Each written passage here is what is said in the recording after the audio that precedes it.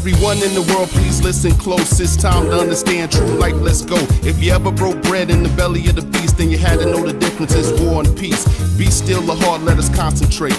Let go the evil and all things to complicate. Breathe, stroll through the garden and vegetate. We can find peace if we all just meditate. Let's find a center, release the inner center. Impossible reward with no sides to winner. Happier together is the healing process. Now let that digest and we can progress. Deliver me a world with all problems solved, and I'll show you a species truly involved. Find peace of mind, release the hatred. Let us all come together and break the matrix. In your mind, search it and find a relief from all the stress that this whole world can bring. Ways to find different ways to live. Ways to find a better Now everyone in the world, please listen close. It's time to understand true life, let's go. If you ever broke bread in the belly of the beast, then you had to know the difference is war and peace. Be still the heart, let us concentrate. Let go the evil and all things to complicate. Breathe, stroll through the garden and vegetate. We can find peace if we all just meditate. in your mind, search it and find a relief. Just look inside, see what your life can bring.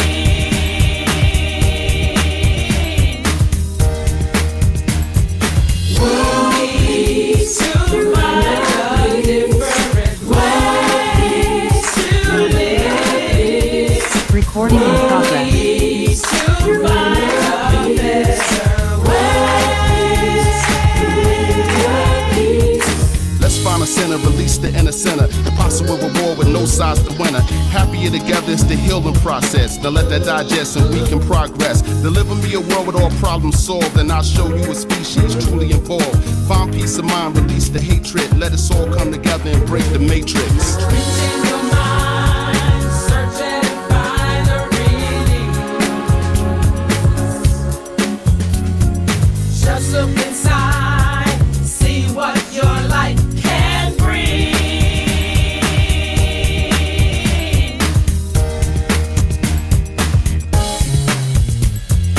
Ways to find a different ways to live. Ways to find a better ways today.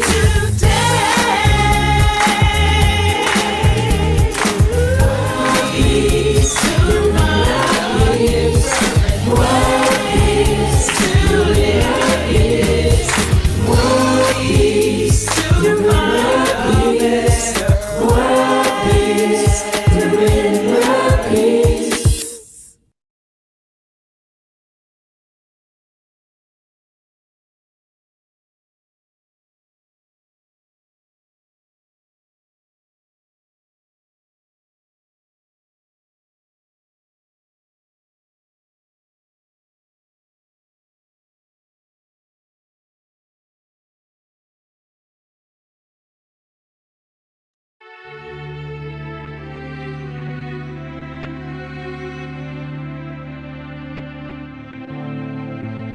Peace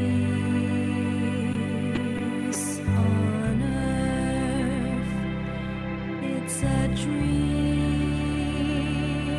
we've shared. Only now it's close to reality. Would you listen carefully and spare me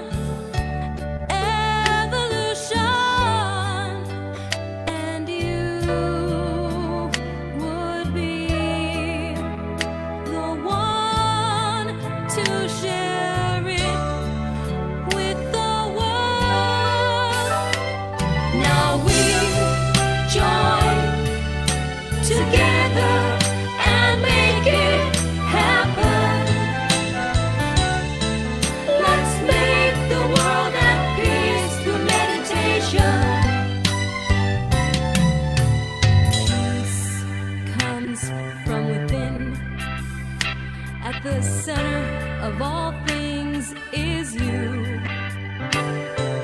Peace and joy with love and your happiness. Light a candle bright inside of you, and it too will light the next one, and the next one, and the next millions of candles will brighten up the whole world. In this world, we know there is hatred, greed and hunger, and suffering. To be free, free from all of these things, remember that the one place peace can be found is within. Now we join together and make it happen. Let's make the world at peace through meditation. Now we'll join together and make it happen. Let's make the world at peace through meditation. Now we'll join together and make it happen. Let's make the world at peace through meditation. From now on, may the bright light of peace at the center of each of you be a beacon for the true and everlasting peace. Let's make the world at peace through meditation. Now we join together and make it happen. Let's make the world at peace through meditation.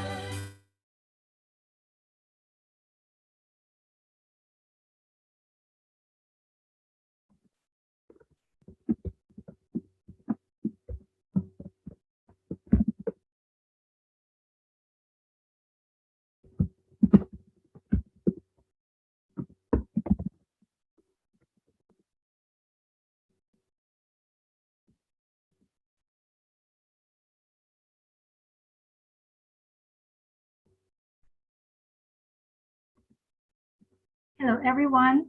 Respectfully, venerables, and the great honors. Good afternoon, ladies and gentlemen. My name is Dr. Suchada Thongmalai, and it is another my great opportunity to be as a moderator for today's event.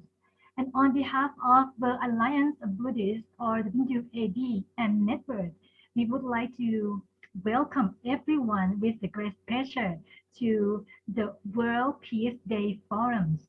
This program is being held on 18 to 20 September 2021. And for today's event, the program starts from 1:30 to 3 p.m. Thailand time with application Zoom. And today is the second day of the event, which we will have a seminar on the theme of World Peace through Inner Peace. I'm sure that everyone has already known that inner peace by meditation is very important. Humanity can find peace, can find the true world peace without starting from the happiness in mind. This is inner peace. As long as all humanities cannot find inner peace, the real world peace cannot really happen. So today's event was created by the World Alliance of Buddhists, or WABs and Network, because we would like to discuss about the keywords world peace through inner peace. And before we start the seminar today, I would like to introduce our schedule and honor our honorable guest speakers to everyone at this time.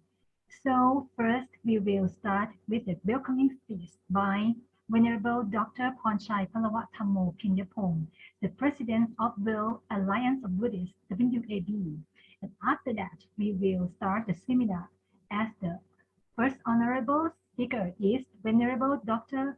Bante Saranapala, the global public speakers and teachers of mindfulness meditation spiritual councils, the fathers of Canada, a mindful and kind nation. And the second one, the honorable speakers, Venerable Bhikkhuni, Dr. Ming Yu Chi, Deputy President of World Alliance of Buddhists, WAB. And after that, honorable speakers, Mr. Zhou Si Huang, Senior Specialist Department of Religion and Volunteer Affairs, Buddhist to Chi Charity Foundation. And after that, honorable speakers, Dhammakshaya and Blue J. Williams. And next, the honorable speaker, Venerable Professors Dr. Nao Kamla Dhammasami, fathers of Institutes of Buddhist Psychology, Tongyi Chan State, Myanmar. And after that, the honorable speakers, Dr. Ong Si-yu, the president of Malacca Buddhist Lodge. And after that, honorable speakers, Professor Dr. Utit Sikriwan, directors of PhD and DBA programs, Charisma University and Apollos University, vice presidents of global research. And after that, we will meet honorable speakers, Mr. Vannarat Burana Sittipon, advisors of World Alliance of Buddhists, WAB. And after that, honorable speaker, Mr. Puran Meshram, executive vice chancellors, Nagpur University. And the last one is honorable speakers, Dr. Kakan Malik. He's a famous actor from India. And we will have a closing speech in conjunction with pay homage to the Triple Gems, spreading our loving kindness by Venerable Dr. Pornchai Palawatthamo Pinyapong, the President of World Alliance of Buddhists, WAB. And we will have as every time that we will have a metta song at the end, and also video clip will be broadcast in homage to the great Master Luang Pu, Phra Mongkol Thep Muni Phật Trần Thát Sơ. And this is all our program for today. So I would like to invite Venerable Dr. Pornchai Palawatthamo Pinyapong, the President of World Alliance of Buddhists, to give us the welcoming speech at this time. Namaskar ka. Thank you very much, Sister Dr. Suchada Thongmalai, lecturer from Philosophy and Religion Department, Kasetsart University, Thailand. So first of all, may I ask the permission from all the Sangha to lead everyone pay homage to the Triple Gem together.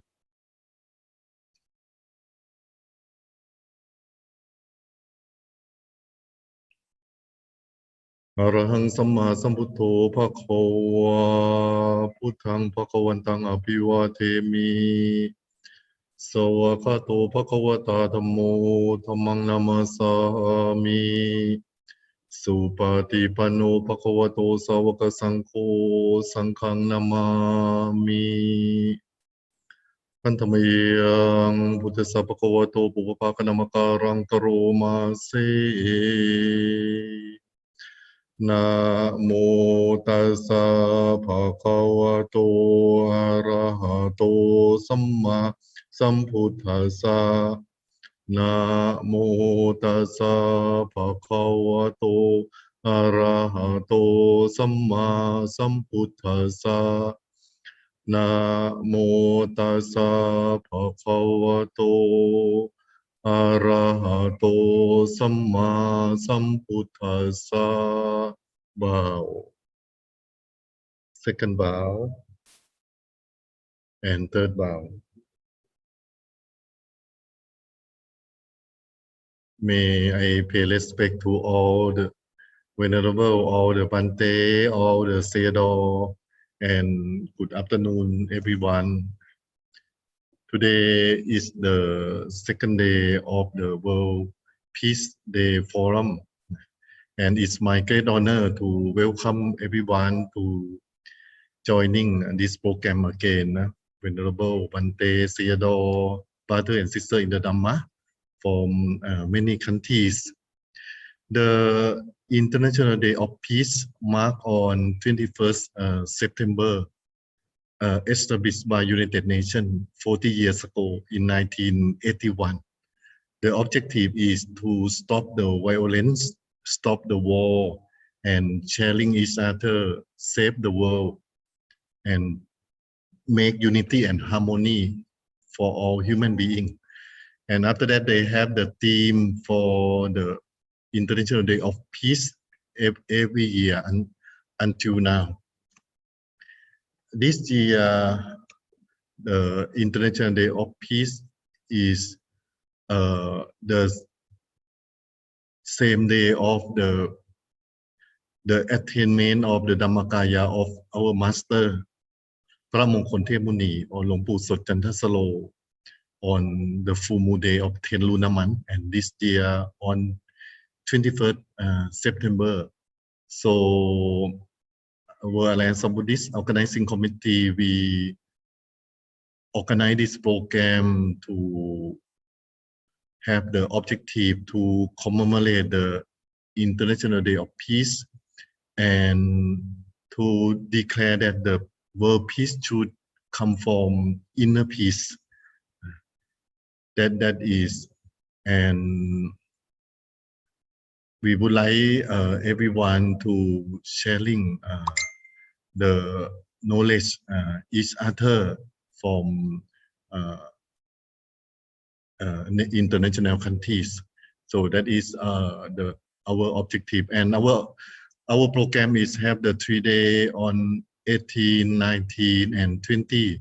Tomorrow 20 is in Thailand is also the National Youth Day, because the two king of Thailand, King Lama V and King Lama VIII, he be the king when he be young, the youth. So that's why in Thailand tomorrow National Youth Day. So the program of World Peace Day Forum tomorrow is the Youth Peace Contest, but the topic is World Peace to Inner Peace.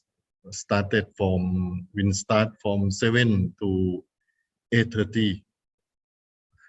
And for 18 and 19, we get the honor from many knowledgeable speakers from many countries, such as India, Nepal, Myanmar, Australia, Taiwan, Thailand,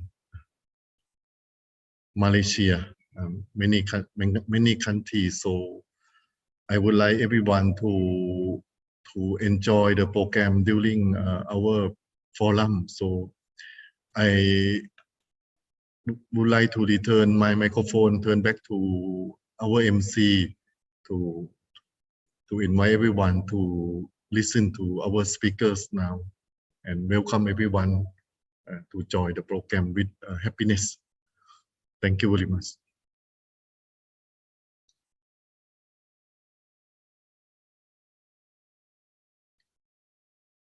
Okay, thank you very much for Venerable Dr. Pornchai Palawatthamo Pinyapong, the President of the Alliance of Buddhists, to give us the opening speech and make us know about the International Day of Peace. And this is the auspicious time that we will listen to our honorable guest speakers. The first one is honorable speakers, Venerable Dr. Bante Saranapala. He from Global Public Speakers and teacher from Mindfulness Meditation Spiritual Council. And also he is the father of Canada, a mindful and kind nation. So I would like to invite Dr. Bante Saranapala at this time. Please.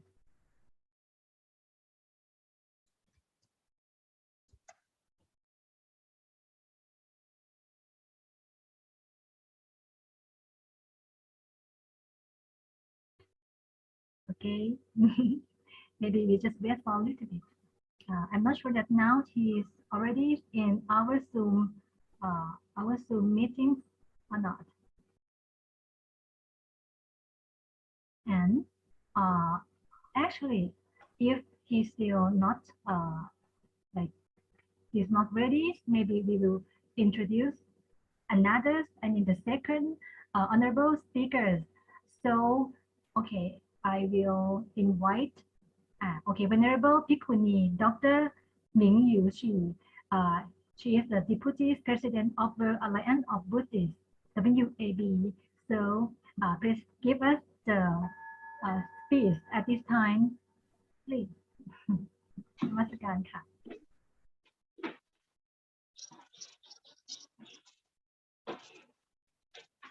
Good afternoon.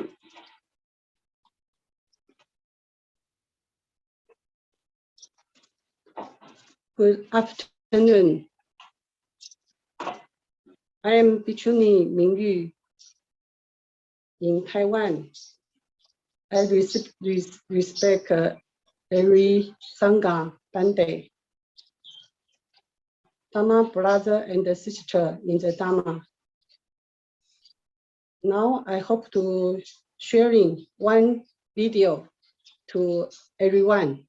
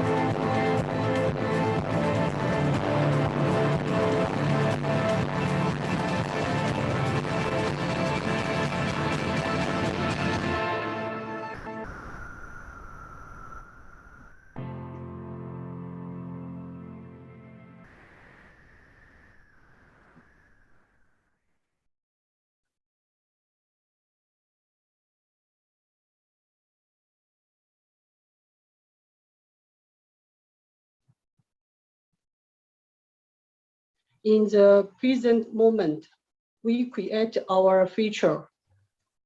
Buddha teaching us, smile, it will make you feel better.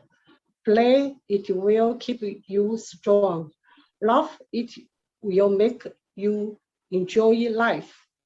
Another second PowerPoint.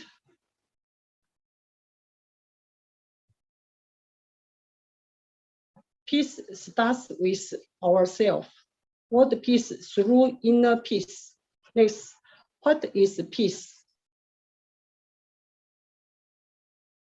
Understanding peace as absence of violence is a limited vision. Because I have 18 PowerPoint, so just choose main sentence. Being peaceful is living in friendship with oneself, with every creature. Next. Peaceful life. Peace is indivisible, but pure anywhere, can be a threat to peace everywhere.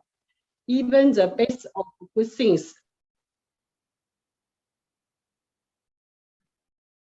live as feeling empathy and even regret. Next. What's the problems or troubles with peace are going on? War, economics, politics, religion, culture, race. Next. Peace concept. Human beings seek for peace in all places. Books, music, aquatic destinations, in companionship, and even spend great amounts of money in this pursuit. Next. Peace concept. The key to peace lies in its simplicity. To find peace, one only needs to close those eyes and become still. Next. You get world peace through inner peace. If you have got a world of people who have inner peace, then you have a peaceful world.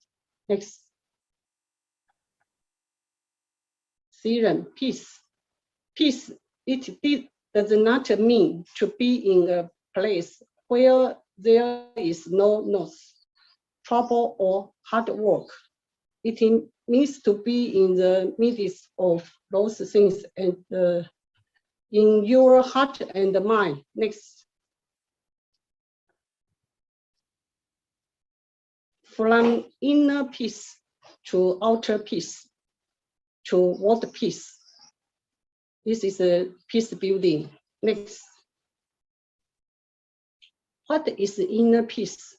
You can feel content, synchronized just to be. You do not need to be rich, successful, pretty, or popular to feel this inner calm.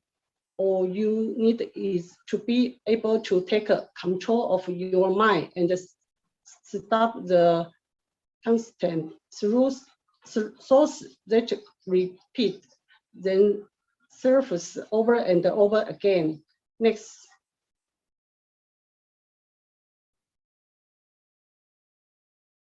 Peaceful people.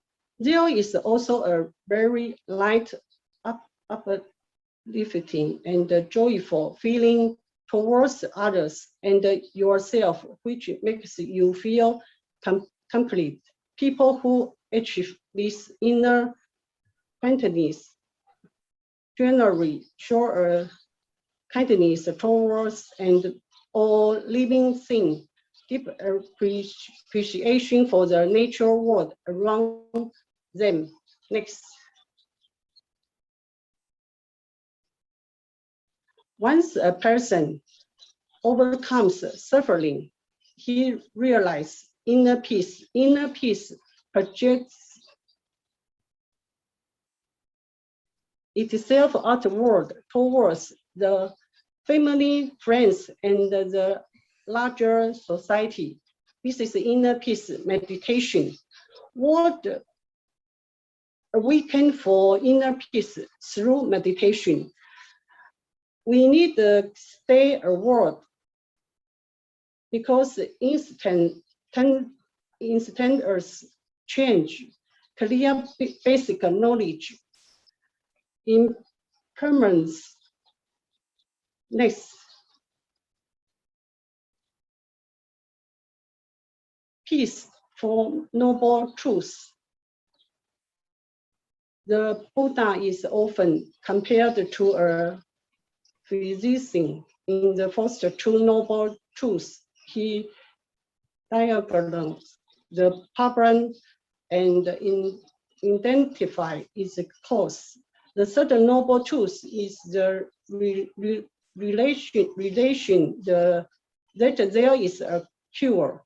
The fourth noble truth in which the Buddha set out the Eightfold Path is the prescription, the way to achieve from suffering. Okay, next. Inner peace, world peace. The Buddhist approach to attain peace in the outer world is first by attaining it within oneself. One cannot share something which one does not have. One cannot teach something which one does not know. One cannot train others if he or she is not trained in the first place. Next. World peace and inner peace. Buddhism defines peace in its one way. Buddhism believes that peace begins from within and it expands to the outer society through the practice of compassion. Next. Conclusion. Meditation helps a practitioner to eliminate mental defilements and realize inner peace. And inner peace ultimately leads to world peace. The Buddhist way of meditation helps practitioners to purify the mind by eliminating craving, aversion, and ignorance. Next. Conclusion. During the course of meditation, a practitioner realizes the nature of things as impermanent and leading to suffering and away from self. Seeing things as there is a great liberation. As a person realizes inner peace, his or her suffering ends. He or she starts rolling in the four sublime steps. This dependence, the peace of mind, the practitioners thus devote themselves in creating harmony in society or world peace. Next. By losing something, something new can come into our life. Let us do our best. We freely and lovingly create the things that may make our life richer and more beautiful. You are safe and all is well. May you be well. May you be healthy. 阿弥陀佛。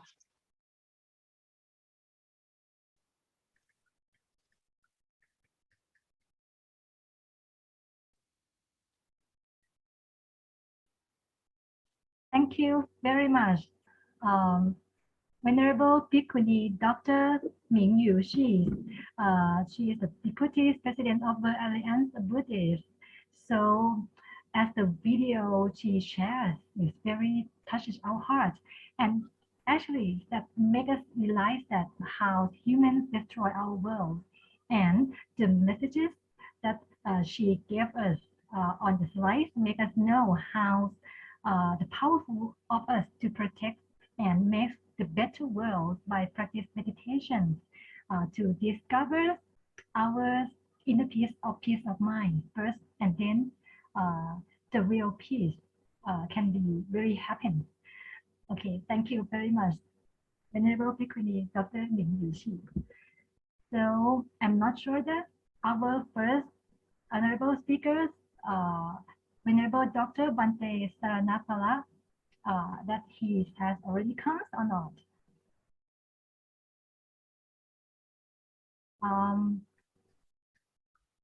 Okay.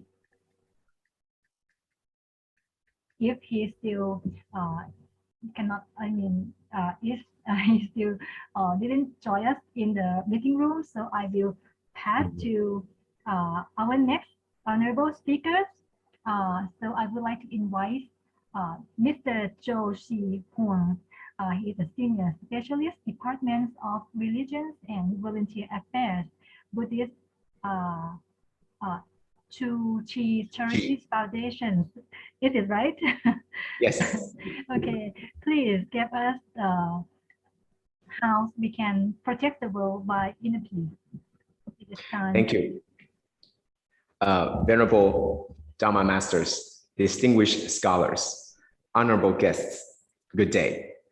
Thank you for this wonderful opportunity to be connected to so many dignitaries to discuss and interact about this very important topic of world peace.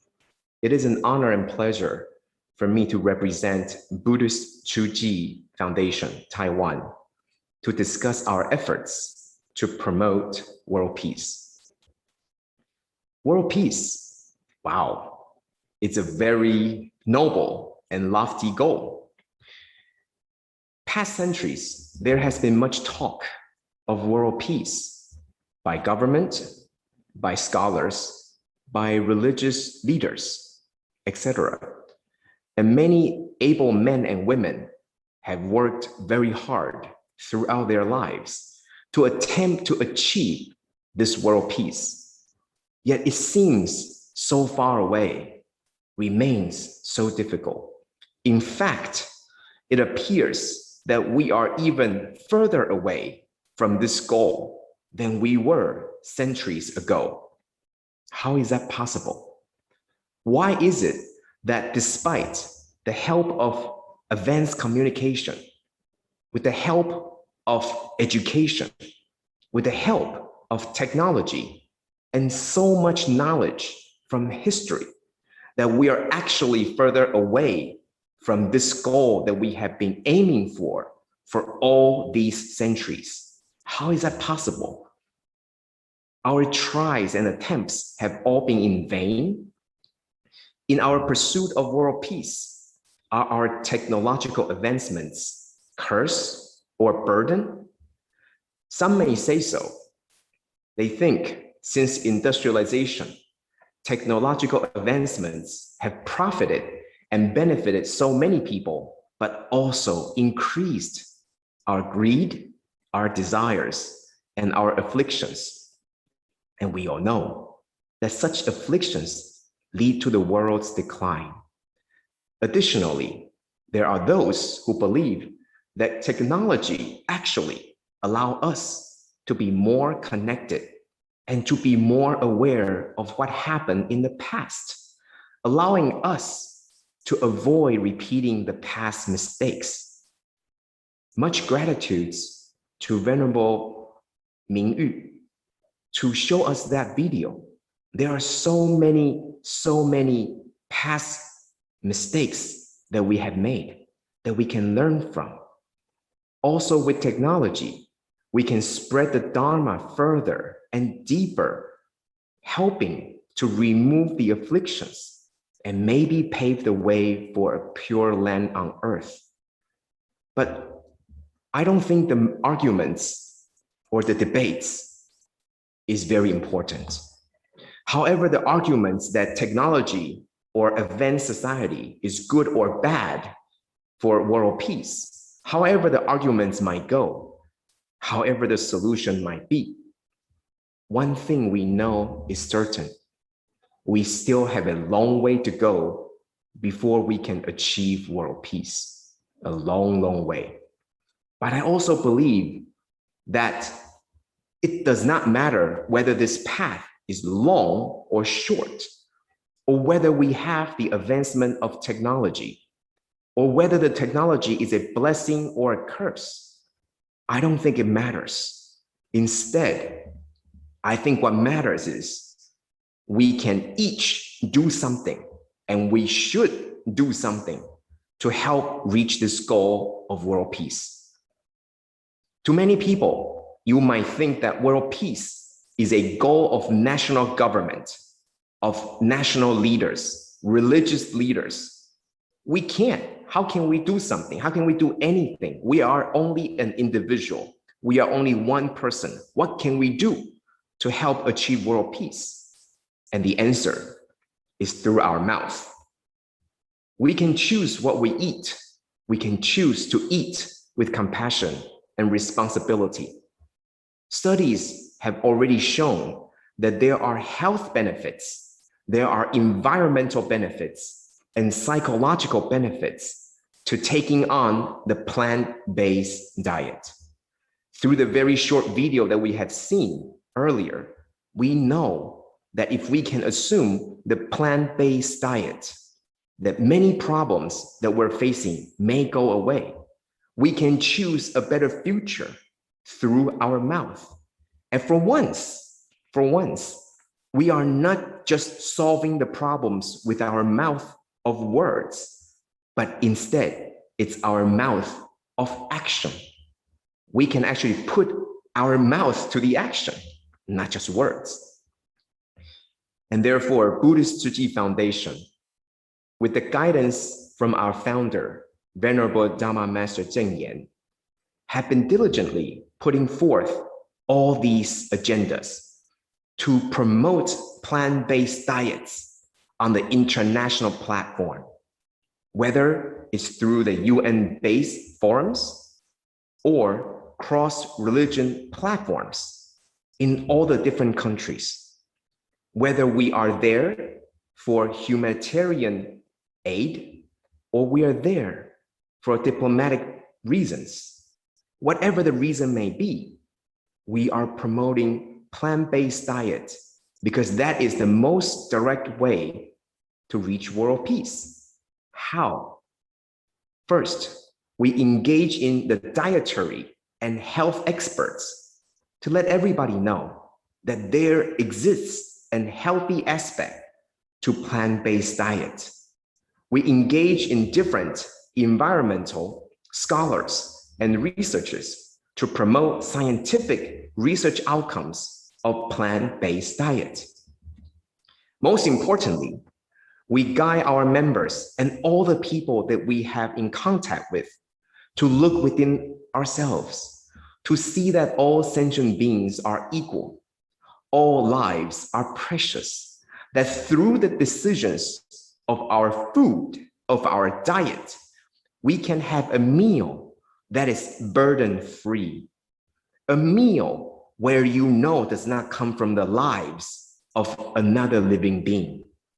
It's a meal of peace without hatred, because only when there is no hatred among sentient beings can there be peace and tranquility within ourselves. And only then, when we find this peace and tranquility within ourselves, will we be able to find the peace on earth in this world. That is our goal. Through this, we empower every individual. We let everybody know through our reaches to more than 120 countries and territories in the world. Wherever there's our member, over 10 million members in the world, that we let everybody know that world peace isn't the goal of national leaders and countries and presidents and governments or UN. It's the goal of everyone. We as individuals, as people, we can all contribute our effort to world peace. You choose what you eat, not your government. You choose what you eat, not your religious leader. You choose the world that you live in. That is empowerment, and that is entitlement. We are entitled to this world, and we are entitled to protect this world. Whether this world becomes the pure land or becomes pure hell, all depends on our minds and actions. We let everybody know that we are powerful through our actions as collective, but we also must be mindful, because when our minds are filled with compassion, when our minds are filled with love, when our minds are no longer filled with desires to eat the other animals, taking their lives for our food, when our minds are no longer filled with hatred, would world peace be possible? That is our message, and that is where we begin, and there is where we are. There is still a long way to world peace, but we believe that we're on the right track. Whether this path is going to be long or short is not the question. The question is whether we have the determination to continue journey on until we reach this goal. Thank you all for your time, and thank you all for your guidance. I'm sure with all of our collective efforts, we will be able to reach both the inner peace and world peace one day. Thank you.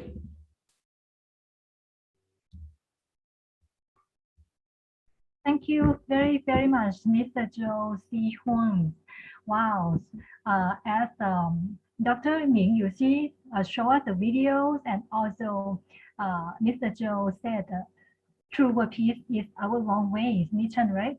And the easiest way for us is our eating. Wow, it's something that maybe we have never ever noticed before, because it's something in our daily life. And also, if we follow your recommendation, like we should concerns about our mouth of action, not just mouth of words. So started to choose our food, like the plant-based diet, as you recommend. Yeah, this is the real meals of peace. So thank you very much to recommend us the basic thing that we should start now. Thank you very much, Mr. Joe. Okay, so next we would like to invite everyone to listen to our honorable speaker, Dhammachaya Andrew J. Williams, to give us how inner peace can make the world peace. Namaskaran ka. Thank you very much. Nice to see everybody. So inner peace obviously is where it starts. The peace of the world, or world peace, has to come collectively, but has to start in the mind of the individual. And I'll use the Buddha's teachings of the 6 paramitas, or 6 transcendental perfections, to explain how we can attain this inner peace. And hopefully this balances out with all of the wonderful words just spoken and to be spoken as well, and gives everybody a balanced idea on how we all can improve ourselves individually, and then of course collectively help to influence others in a positive way as well.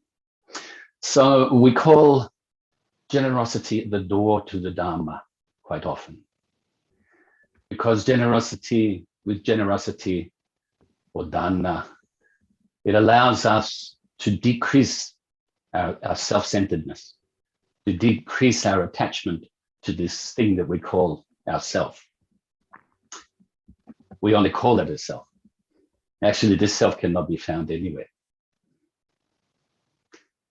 So generosity, we must put this into practice. This is like the foundation of the practice. We must give material aid to those that need it.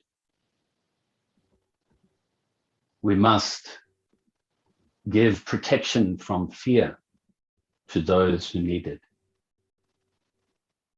And we must give the Dharma.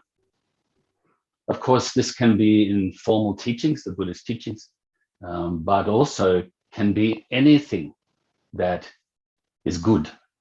If somebody needs something as simple as to learn how to grow their own vegetables, for instance, and you know how to do it, you share that. This is like the giving of the Dharma as well, being a good influence. So the more generous that you are individually, the more you will radiate generosity outwards. And therefore, all of the people around you can feel that vibe. And they can adopt it themselves if they want, if they feel the need and the want to do so. Generosity helps us, like I said, to be less self-centered, less attached. When we are like this, it is more likely that we will practice morality, the second of the 6 perfections. We will be moral. We will engage in the discipline of avoiding non-virtuous actions of our body, speech, and mind. We must also be disciplined in engaging and accumulating and generating the virtuous actions of body, speech, and mind, of being of benefit and not being harmful. And also we will engage in the discipline of benefiting others. We are more likely then to perceive that all living beings are like our family, not just human beings now, but all the living beings around us, from the tiniest insect to the largest land mammal and sea mammals on this planet, and other realms of existence as well. So generosity, when the mind is more generous, then we are more likely to not do anything wrong, to not do anything harmful, more likely to bring benefit to ourselves and to others. When the mind is like this, then we can practice what we call patience, shanti, or forbearance. I'd like to point out as well, a disciplined mind, a mind of morality, gives rise also to strength, to inner strength in our practice and walking the path in the right direction. When the mind is patient, we are humble, we are stable, and we are flexible mentally. Humble because we realize that there's no self that is separate from others in this world. We're all interconnected. So how can you put yourself above others? And vice versa. Stable, it's not like we're blown around by the winds, what we call the 8 worldly winds or 8 worldly concerns, praise and blame and so forth. And also flexible, able to deal with any difficulties that arise. We should be patient even if we are being harmed, whether that be physically, verbally, mentally, environmentally, economically, all of these things. We should be patient when we experience difficulties, especially on the Dharma path, or for anybody that doesn't practice the Dharma path, the path to peace, some sort.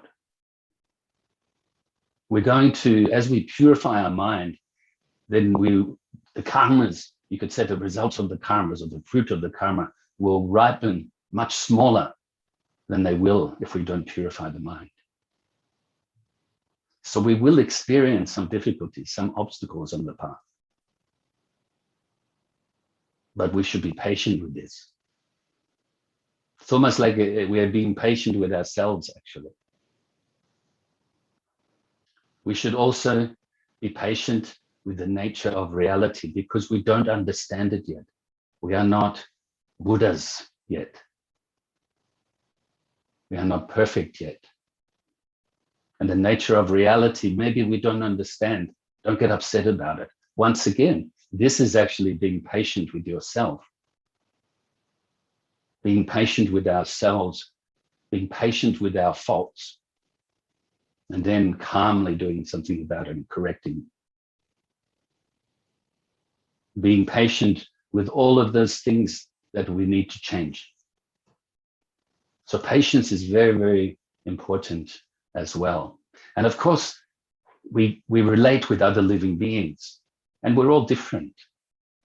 You know, there's different ways of thinking of the universe and so forth. You mentioned diet before, there's different diets. We must be patient within ourselves and then radiate this outwards. And that way you can be positive influence on others around you. And like the pebble in the pond, as you throw the pebble into the pond, you know, the ripples go everywhere. Even if you can't see where the ripples go as they get further away from you, you can guarantee this is affecting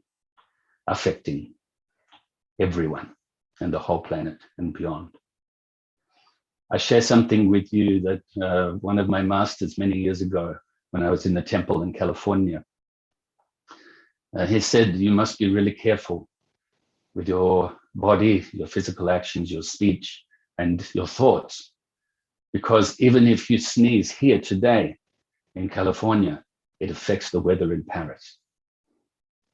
And it's quite a deep teaching, actually. And what he meant by that is that everything we do affects everything else, even if it's only a little bit, you know. So at very first, we should really avoid, going back to discipline, avoid those actions that are really big and have intense negative intentions behind them or motivations behind them. That's what we really need to really avoid that. And then, of course, if we do fall off the Dharma path, we be patient with ourselves.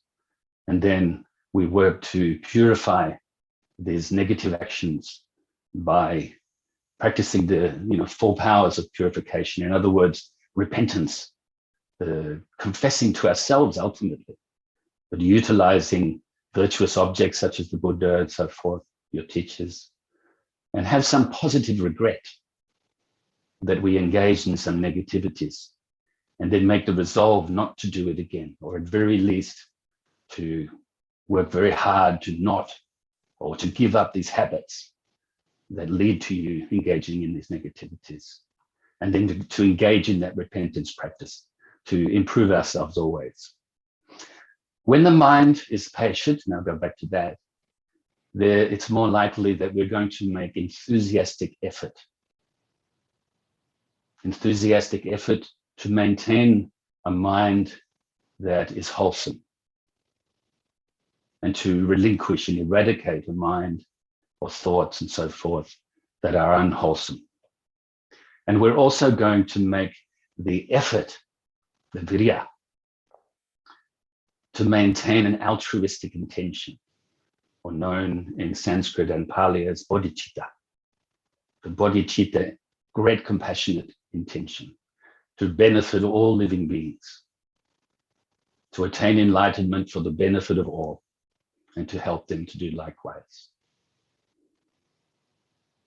When we do it like this, the mind has nothing to feel bad about. The mind becomes more clear. We're able to practice concentration, or develop, I should say, generate this concentration to be more clear and more clear. Initially a very ordinary level, and then it can go to extraordinary levels, and then to really, really extraordinary levels of concentration by practicing meditation. With the practice of meditation, the mind becomes more ripe to realize a supreme wisdom. And then that is real, true inner peace, compassionate, loving inner peace.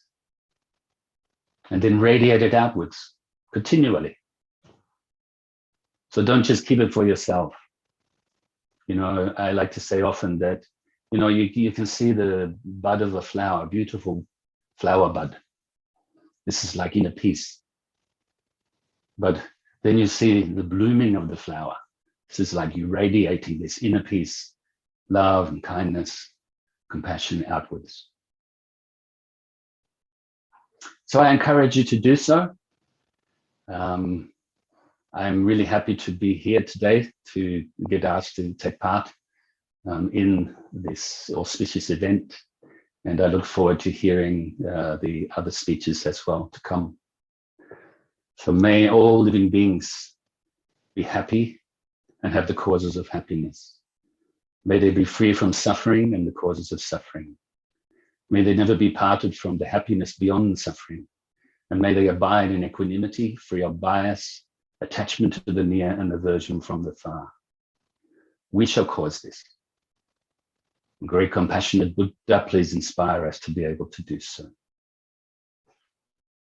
Thank you.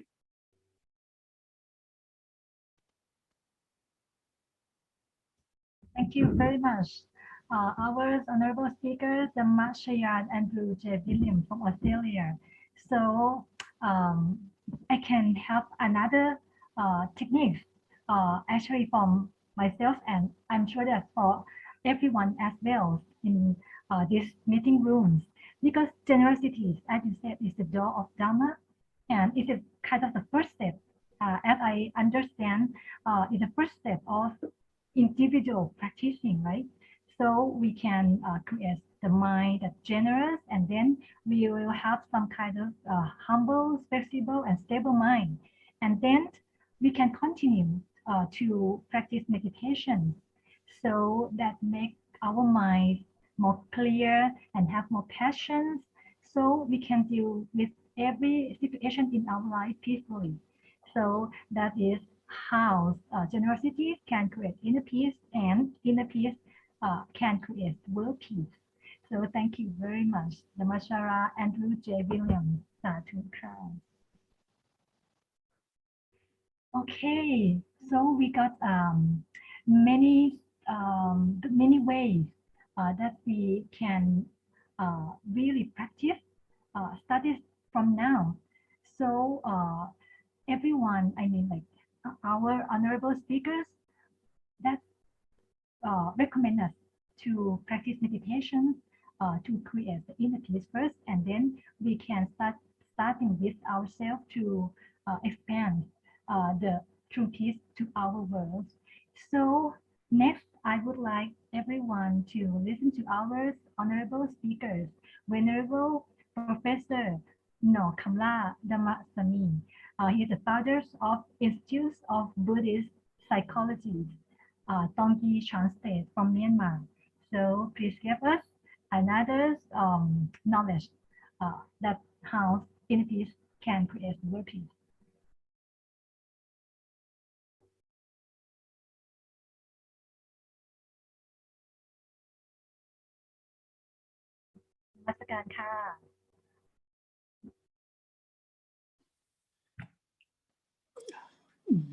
Good afternoon from Myanmar to the most venerable and distinguished scholar who are on the program. First of all, before I begin, I would like to thank to the most venerable, Venerable Dr. Phunchai Paradamo Piyapong, the president of World Alliance of Buddhists, in short, WAB. And also, I would like to thank the organizer for having me on the program. As you know, now we are in a coronavirus pandemic for which we have no precedence so far. Coronavirus has impacted not only people's physical health, but also their mental health. In one study more than half of people who were hospitalized with COVID-19 were found to be suffering from the psychiatric disorder a month later, including PTSD, depression, and anxiety.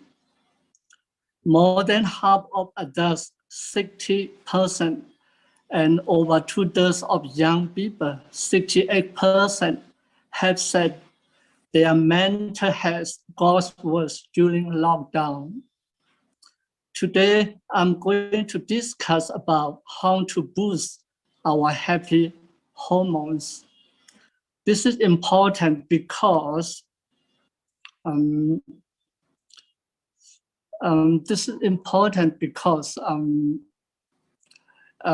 hormones, the happy hormones can affect our mental, our happiness, our sorrow, and our pleasure, happiness, and unhappiness. As you can see on the screen, hormones, happy hormones are chemical messenger that are circulated directly into the blood. We carry them to organs and tissue of the body to exert their functions. There are many types of hormones that act on different aspects of bodily functions and process. Some of these includes development and growth, metabolism of food items, sexual function, and reproductive growth and health, cognitive function and mood, maintenance of body temperature and thirst. This is what hormone about. So how many kinds of happy hormones? So I want to explore, I want to explain about a little bit about how many types of hormone, happy hormone do we have. As you can see on the screen, number one is dopamine. Dopamine hormone is also known as the feel-good hormones. Dopamine is a hormone and neurotransmitter that's an important part of your brain reward system. Dopamine is associated with pleasurable sensation along with learning, memory, motor system function, and more. Number two hormone is serotonin. Serotonin is help regulate your moods as well as your sleep, appetite, digestion, learning ability, and memory. Hormone number three, oxytocin. Oxytocin hormone, often called love hormones. Oxytocin is essential for childbirth, breastfeeding, and strong parent-child bondings. These hormones can also help promote trust, empathy, bonding in relationship, and oxytocin level generally increase with physical affection, like kissing or cuddling and have sex or so on. So the last one is endorphin hormone. Endorphin hormones are your body natural pain reliever, which your body produces in response to stress or discomfort. Endorphin level also tend to increase when you engage in reward producing activities, such as eating, working out, or having sensual pleasure, etc. So after we mentioned how many types of happy hormones. Now, I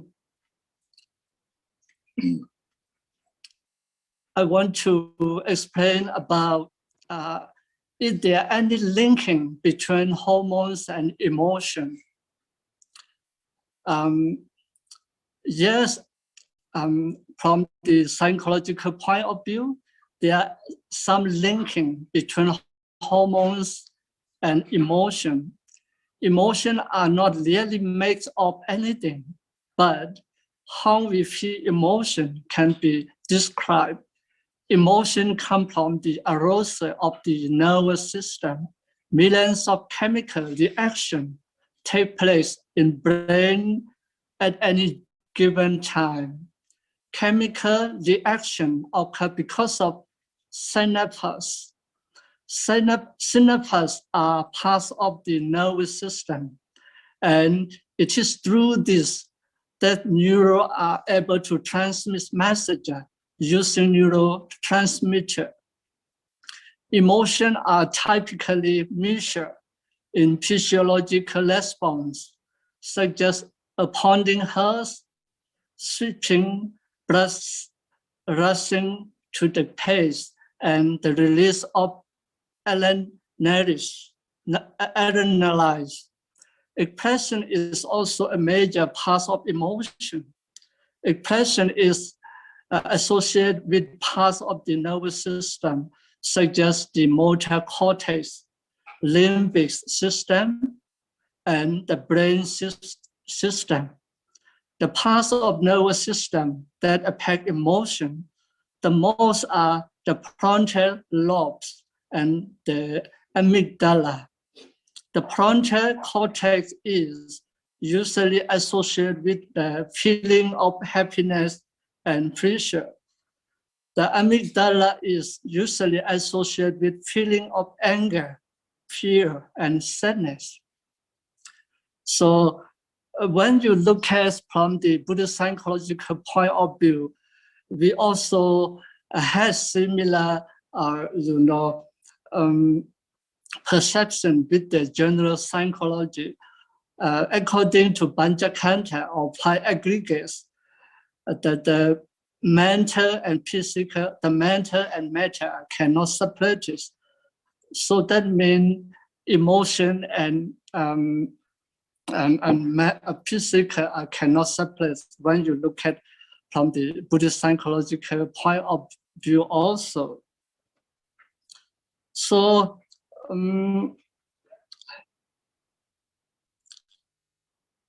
how meditation boosts happy hormones. Before we discuss about how meditation have the happy hormones increase, I would like to discuss in general view, looking at from the general psychology. According to general psychology, dopamine hormones are, you can regulate it with the completing a task or doing self-care activities or eating foods, enjoying foods, or celebrating little wins, or when you enjoying whatever success you may have in your life, this kind of celebrating. So when we come to the oxytocin hormones, another name we know that's the love hormones. So you can regulate oxytocin hormone with the playing with the animal, such as dog or cats, etc. And also you can enjoy with playing with the baby or holding hand with your loved one, hugging your family or your loved one or somebody. Also give the compliment to to your loved one. By doing this, you can regulate or you can you can grow the oxytocin hormones regularly or naturally. So number 3, how to regulate or grow the serotonin hormones. According to general psychology, number 1 is you have to, you can do meditating or doing exercise such as running or jogging, or you can enjoying sunshine, or you can walk in a nature, in the forest, you can do swimming, or you can do cycling, etc. By doing this, you can regulate or you can grow the serotonin hormone naturally. So the last one, the pineal hormone, that's called endorphin hormone. In another name, we call it the painkiller. Endorphin hormone means the painkiller. To regulate or to grow this hormone, you can enjoy, watching the comedy, or enjoy eating chocolates, exercising, or doing meditation, similar to number 3, similar to serotonin hormone. So this is how the general psychology and medical cope with or grow the happy hormones. So now, as you can see from the beginning, I give the title, happy hormone and meditation. Now let's go back to the topics. So the indirectly, the meditation is very helpful to regulate or grow the serotonin hormone and endorphin hormone. To grow, to regulate or to growing the serotonin hormone and endorphin hormone, you can do or you can practice meditation. That's according to psychological point of view, according to psychological finding, or according to Buddhist point of view. So the final one, how to meditate, especially for the beginner, I just would like to explain about a little bit how to do meditation, especially for the beginner.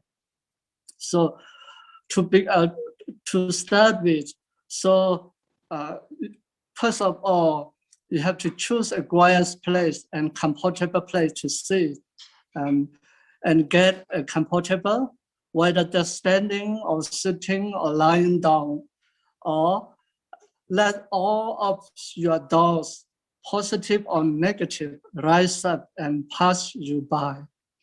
And then number 4, as doubts come up, try not to judge them, cling to them, or push them away. Simply acknowledge them. This is how to do meditation, especially for the beginner. So in summary, what I have just mentioned. So today, in the group we are living, we are suffering from the COVID-19 pandemic, and then from this research, we got sorrow, we got depression, we got anxiety, etc. In this situation, unhappy situation, so we should regulate, or we should grow or take care of happy hormone. By doing this, we can, reduce our anxiety, depression, and worry, etc. So there are many ways to cope with or to regulate or to grow the happy hormones. Meditation is one of them. So in this discussion, I present meditation as a tool, as a method, how to cope with or how to regulate or how to grow our happy hormone to, become peaceful and become happily. So by doing this, we can live peacefully with our physical and mental and with the environment. That is what the presentation is about. So thank you for paying attention or listening. Sadhu, sadhu. May all beings be well and happy. Thank you very much. Thank you very, very much. Actually, because from Venerable Professor Dr. Norkamla Damasami, that he gave us more knowledge in scientific ways about the hormones to control our physical bodies and also our emotions as well in the positive way, which he calls happy hormone. Yeah, like as we already listened, dopamine for feel good, serotonin for mood enhancers, oxytocin, love hormones, something like that. So all these hormones can regulate growing with our mind, skills, and peace. By meditation, this is my understanding. And also, Venerable taught us about how to meditate easily. So we just wish everyone in the world know this secret. Because when everyone's full of happiness, that means our world can have already peace, real peace. So thank you very much and rejoice in Venerable Sadhu. Okay, so we will continue with our honorable speakers, Dr. Ong Si-yu, the president of Malacca Buddhist Lodge. So I would like to invite him to give us another views of inner peace through inner peace. Thank you very much. A very good afternoon, Venerable Sirs, members of the Mahasangha, brothers and sisters in the Dharma, and it's a great opportunity, to be in this forum to share about this, topic that is very close to our heart regarding the world peace, especially through inner peace, and what are the messages that the Lord Buddha has taught us. And hearing from the past speakers, I'm very much impressed, especially with what Venerable Norkamla has just shared to us, how to relate peace to the hormones from the scientific way, and how Buddhist meditations can play a part there, right? Like what Buddha has continuously emphasized. I think as every human beings, when the first day when we are being born, we are being taught to compete with the outer world, right? So as a parents, we tend to compete, our children with others, and when we get to school, we tend to compete with our schoolmates, whose result is the best, etc. And the longer and that we go, as we grow, right, the further away that we are deviating from our nature. And that is the message that Buddha taught us, as what is stated in the Dhammapada, for example. They are all great quotes, right, talking about how to look within rather than look, at the outer side to seek for peace and happiness. And as what was stated in the Dhammapada, one who has, conquered himself is far greater hero than, who has defeated 1,000 times to the enemies, if you conquered our own self and be able to see our own self. And the message of peace is also as important as part of the Buddha's teachings. That there's a quote in Dhammapada as well, that talk about, better than 1,000 hollow words. That is one word that brings peace, right? So now when we talk about inner peace, and we learn about various ways to cultivate inner peace, but it's one important point that we have to recognize, that peace is indeed, part of our nature. It's there. It's not a matter of creating it or developing it, but it's a matter of recognizing it. And that's what Buddha has taught us in various sutra. He refers our nature of the mind as a pabhasaram, which is bright and luminous in nature. So our nature mind is like a pearl, right? It's bright, and with its it radiates, in nature. It's just that it's being polluted by our greed, hatred and delusions. And likewise, the word Visuddham has always been referred as our pure mind. So to seek for inner peace is not something that we need to work hard for, but it's just a matter of relax ourselves from the outer engagement, and then be able to recognize it and rest on it. And that's where we can find our inner peace. However, as what we are observing, that when things start falling apart, that it all begins with when we are being entangled by the greed, hatred, and delusions that often trigger from outer factors. And it all begins from our emotions that leads to us, impact our relationships, shall it be with our loved one, with our family, and as an individuals, as we move into the society and the country, and then so on and so forth, right? It leads to the what we have observed in the world. And what Venerable Namkhala has just shared with regards to the mental illness is so close to our heart, that where I'm coming from, Malaysia. So that based on a survey post COVID-19 itself, that 1/3 of the population has somehow been impacted by mental illness. That's very serious. And that mental health issues is now the second issues besides health, the heart health issues in Malaysia.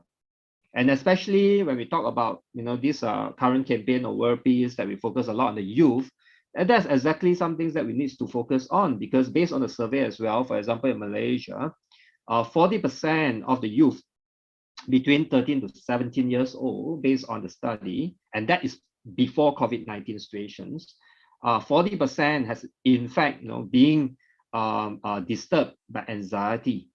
And what is worrying is that close to 10% of the youth populations has thoughts to take away their own life, right? That is something we observe in Malaysia, and I believe that the same trend is what is happening now in the world. So it all begins from an individuals and from the emotions, and that is something that we need to take care, right? So now moving forward, as a Buddhist community, what we should be looking at is, as individual Buddhists, first, our practice is worth more than 1,000 words. So integrating our knowledge and put it into our practice, that is the foremost that we can do.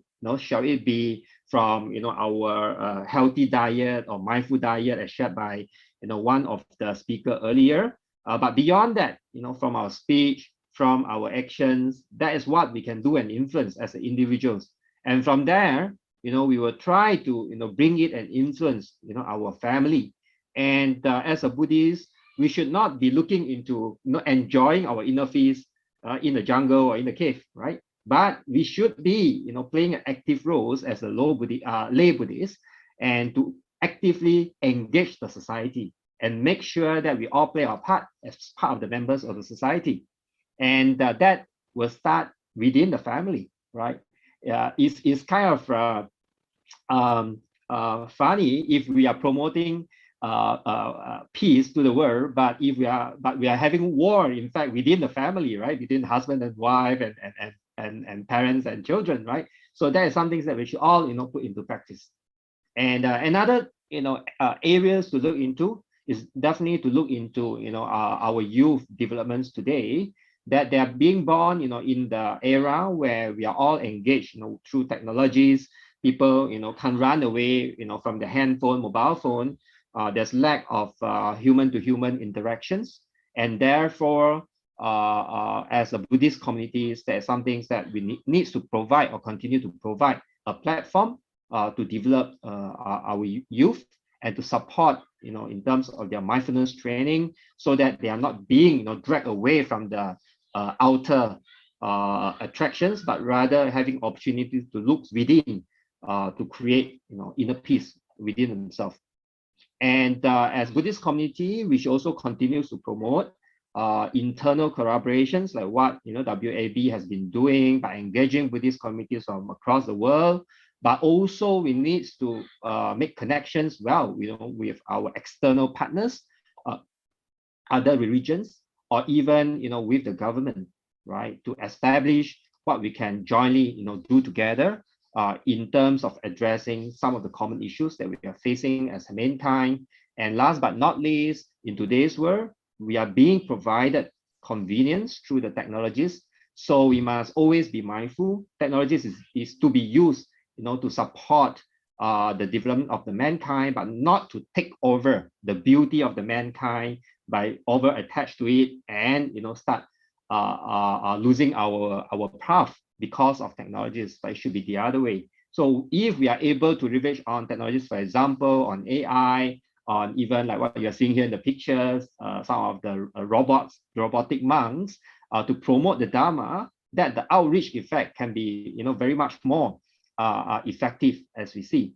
So with this, is my short sharing, being mindful of time on this topic of world peace through the inner peace, by first recognizing peace is in fact as part of a nature.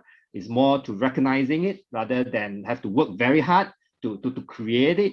And as a Buddhist communities, these are the few areas to look into as we jointly promote world peace through inner peace moving forward. Thank you very much.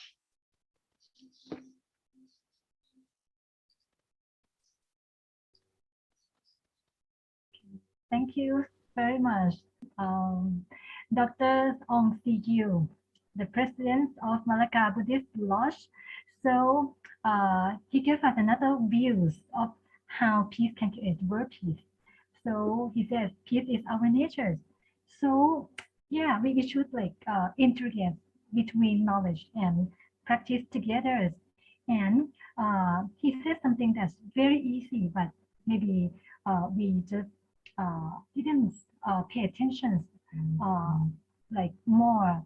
So he says about the family.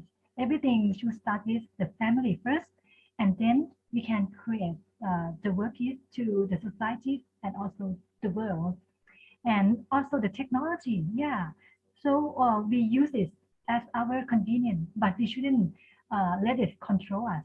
So this is something that I think is really worth to listen for today. Thank you very much, Dr. Ong Si Gyu.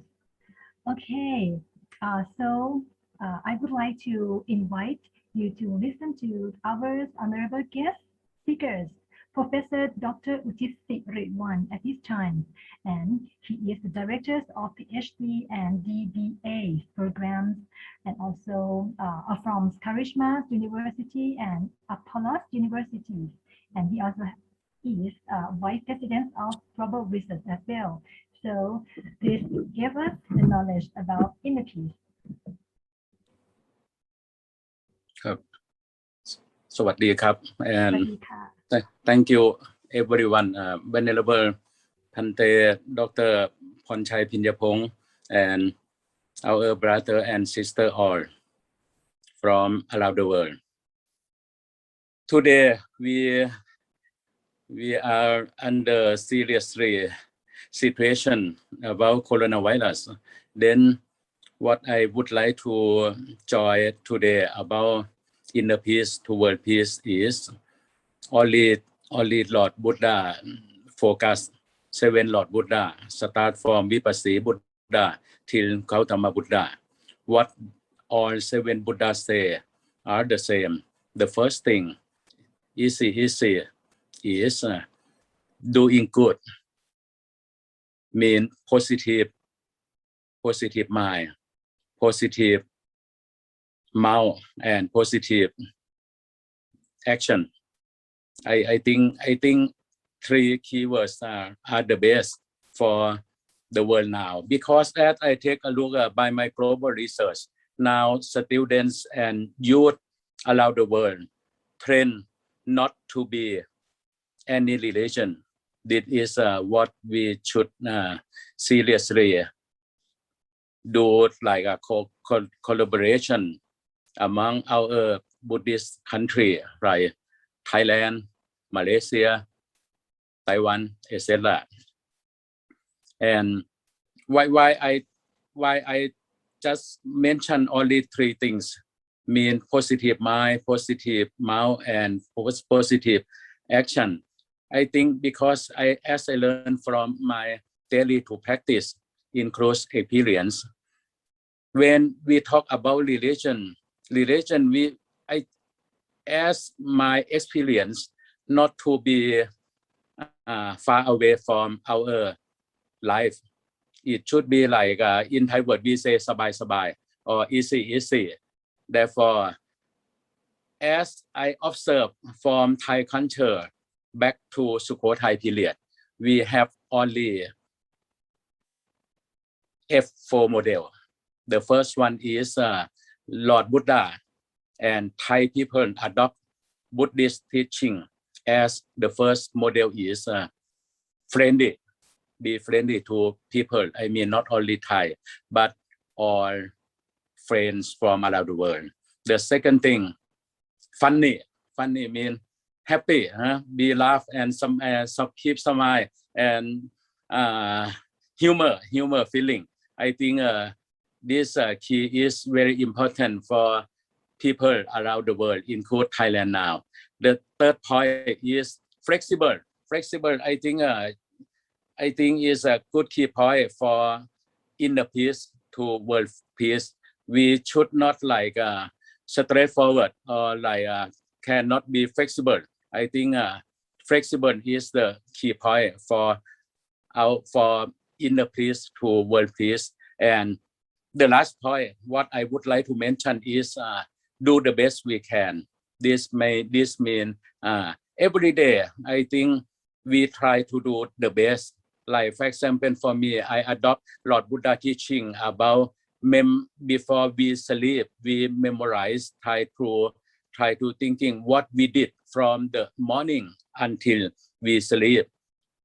If we do the best thing, we should sleep happily, and then we keep thinking that tomorrow we should do better than today.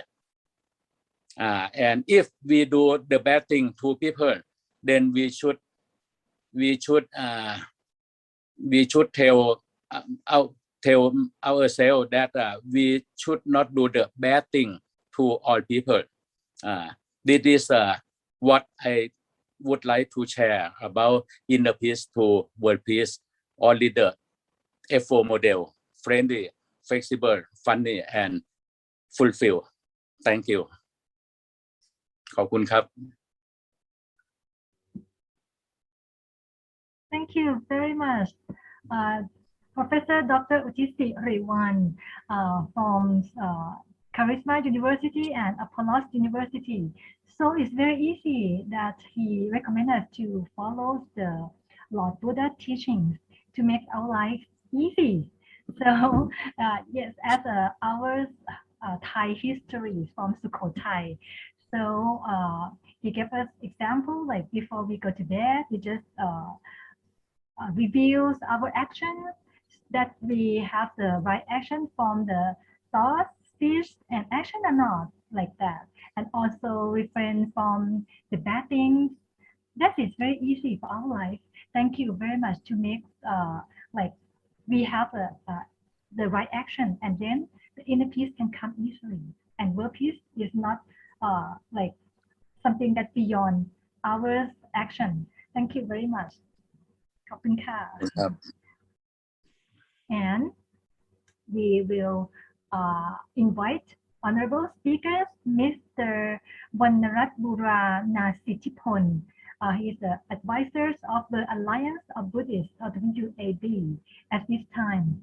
So please share your knowledge to make the better world.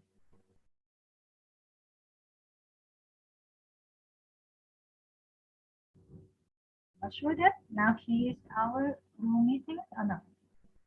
Mr. Vannarat Buranasitipon. Yes, already come. So please turn your camera so we can see your face.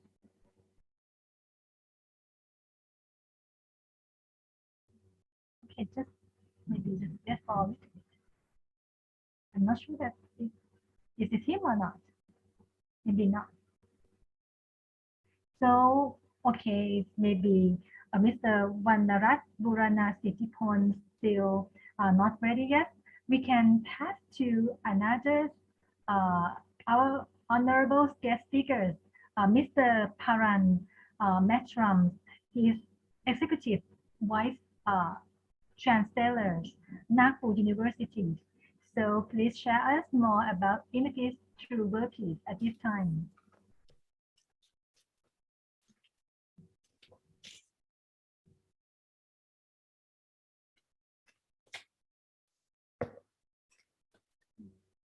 Good afternoon, everybody.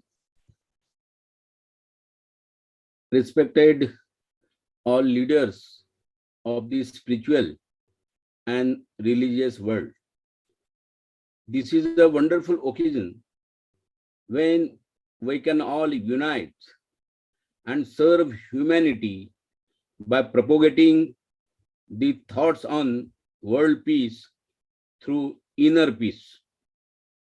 Mr. Goenka said correctly that the religion is the religion only when it unites. When it divides us, it is nothing. And the Asian land of India gave a message of peace and harmony to the world, to all humanity, but it did more. It gave a method, a technique, and achieving peace and harmony. To me, it seems that if we want peace in human society, we cannot ignore individuals. If there is no peace in the mind of the individuals, we do not understand how there can be real peace in the world. If I have an agitated mind, always full of anger, hatred, ill will, and animosity, how can I give peace to the world? I cannot, because I have no peace myself. Enlightened persons have therefore said, first find peace within yourself. One has to examine whether there is a really peace within oneself. All the sages, saints, and seers of the world have advised, know thyself. That means not merely knowing at the intellectual level or accepting at the emotional or devotional level, but realizing by experience at the actual level. When you experience the truth about yourself, within yourself, at the experience level, the problem of life find their solution.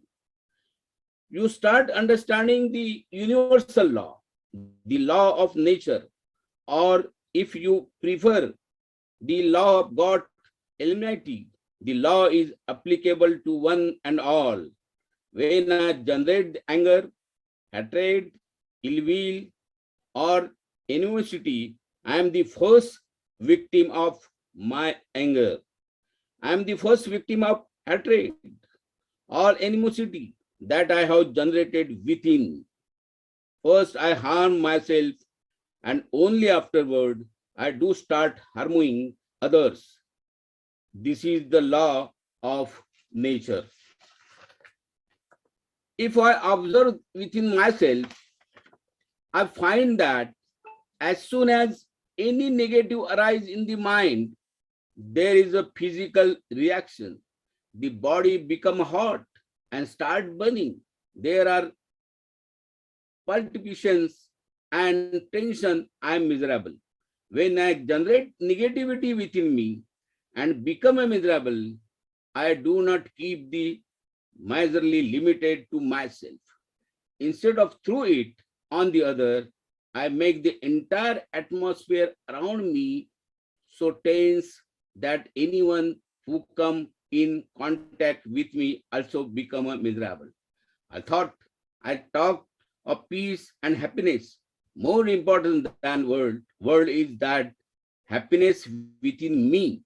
When my mind is free of negativity, again the law start working. The moment there is no negativity in the mind, nature or God Almighty start rewarding me. I feel peaceful. These two I can observe within myself. Whenever one's religions or traditions or country, when one break the law of nature and generate the negativity in the mind, one is bound to suffer. Nature itself provides the punishment. Those who break the nature's law start feeling the misery of hellfire within. Here and now, the seed they sow now is a seed of hellfire. And what awaits them after death of nothing but hellfire. Similarly, according to the law of nature, if I keep my mind pure, full of love and compassion, I enjoy the kingdom of heaven within here and now. I see that I saw will have as its fruit the kingdom of heaven after death. It make a difference whether I call myself a Hindu, a Muslim, a Christian, or a Jain. A human being is a human being, and the human mind is the human mind. The conversion that is needed is from impurity of mind or purity of mind. The conversion change people the wonderful way. It is no magic or miracle. This is a pure science of observing the interaction of mind and matter within. One examines how the mind keeps influence the material body and how the body influences the mind. How patience observations, the law of nature becomes so clear.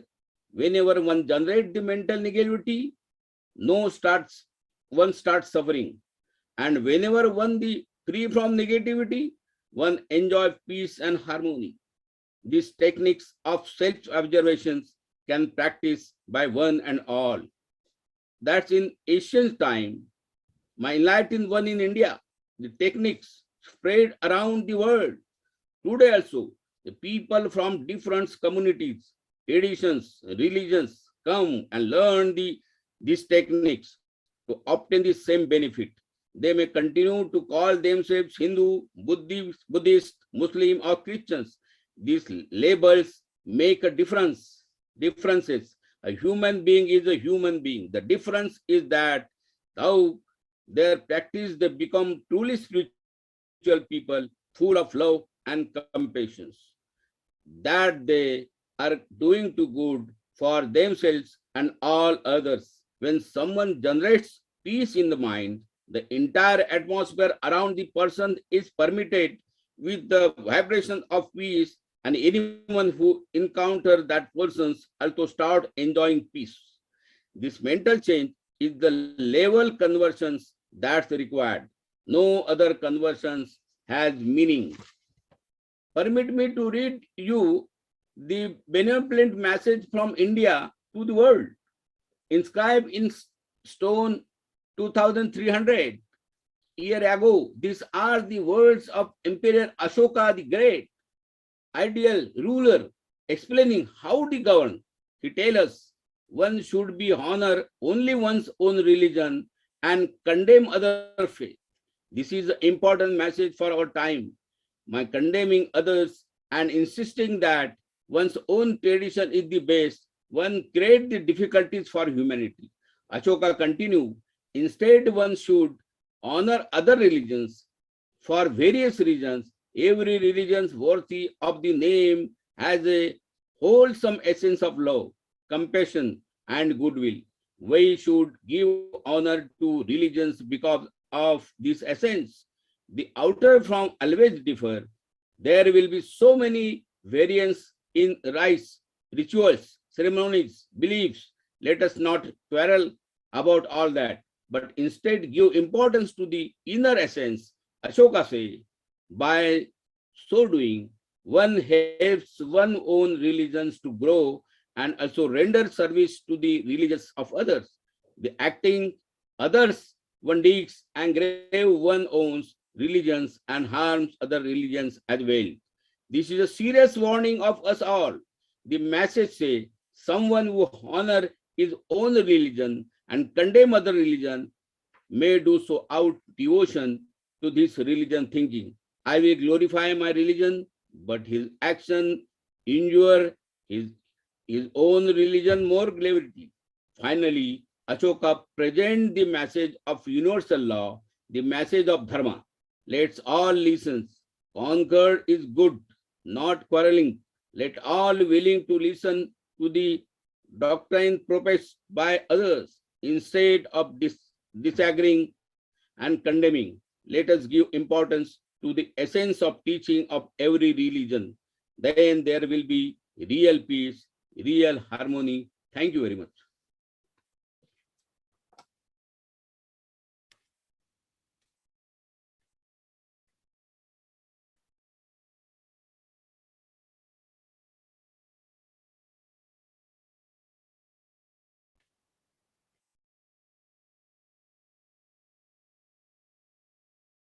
Okay, sorry, because I can't turn on my microphone actually. Thank you very much, Mr. Puran Meshram, so that he gave us like something that we have already in ourselves. Is about the happiness. Actually, is already in ourselves. Happiness is within me actually, and also he gave us the view that every religion can stay together in the world in peacefully. So I think that is very important. Even we have a different belief and religions, but we are all human, so we can live together with peace. So if we can do like that, our world can be very have a world peace can happen actually. So thank you very much, Mr. Puran Meshram. Thank you. So next, I would like to invite another honorable speaker, Dr. Gagan Malik. He is a famous actor from India at this time. So I wish that we have another views of inner peace through world peace. Namo Buddhaya. Namaste to everyone. Jai Bhim to everyone. Today is a very, very interesting topic, which I see, inner peace to the world peace. I personally believe, Buddha said, if you are not happy, how can you give happiness to others? Same way, if you are not at peace, how can you think of the world peace? So it is the most important thing. First of all, we should have the inner peace. And how to get the inner peace, that's one of the most important things. I always put a strong emphasis for your inner peace or mental peace in terms of your actions. We need to meditate. Meditate plays a very important role for your inner peace.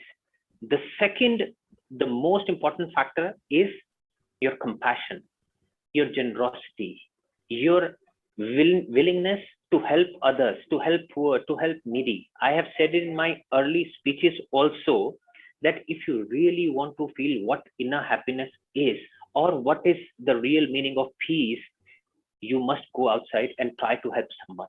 You will feel at ease. You will have inner peace. Then when you become a person of inner peace, you will have the strength to take it to the world. You can guide them in a nice way. So my point is very clear. First of all, we have to work on ourselves, then we can go ahead for the world peace.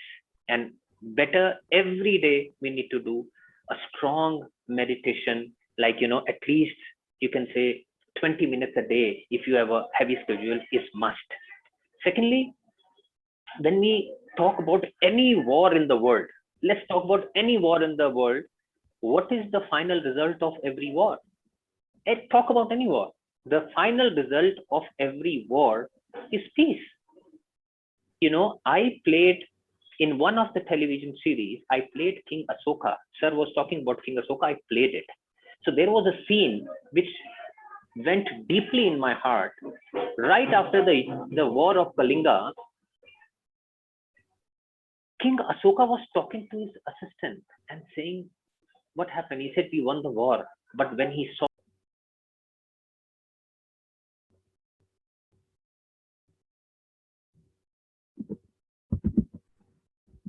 he realized he basically lost the war.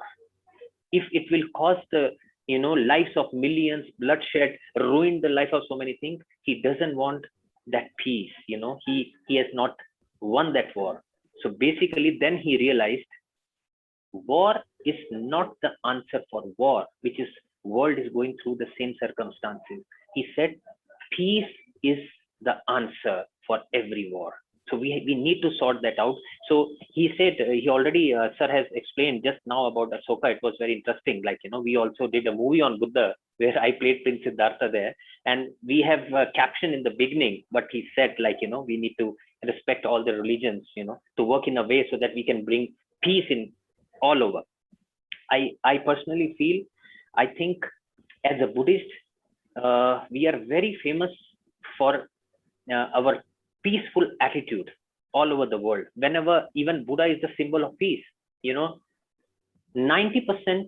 of the Bollywood actors or Hollywood actors, if you go to their houses, they have a photograph of Buddha. They have a statue of Buddha. But when you ask them, do you know the story of Buddha? Most of them, they don't know. But I said, but why you have the photo of Buddha there? He said, he's a symbol of peace. So Buddha is representing peace. We are Buddhist.